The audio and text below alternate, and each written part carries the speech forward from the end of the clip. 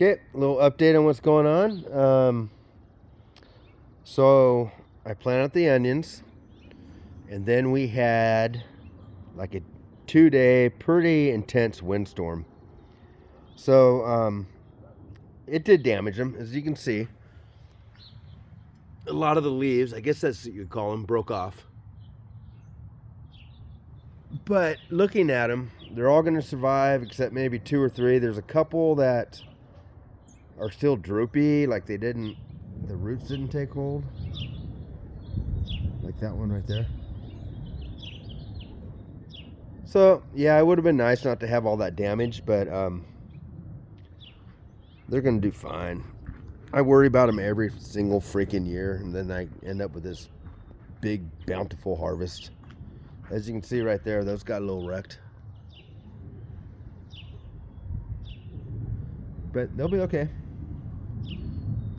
I got a ton of them in here. It's going to be the year of the onion.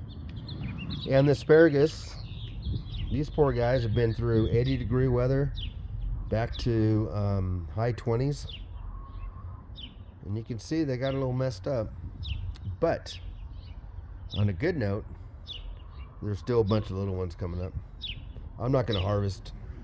I got to let these guys grow so I got a good crop next year. Next year I'll certainly cover them up if we had that kind of weather again. So I got the soil in the pots. It's where all the squash and cucumbers and super hot peppers, and that's where all that's going to go. I did the math. I actually need one more. See, I got those back there. I need one more pot, 4 more cages, and 4 more bags of soil. And then I'm done. Yeah, right.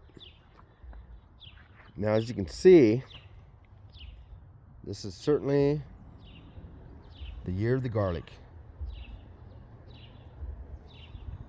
They've been through 80-degree weather, down to high 20s, 50, 60 mile an hour winds, sustained.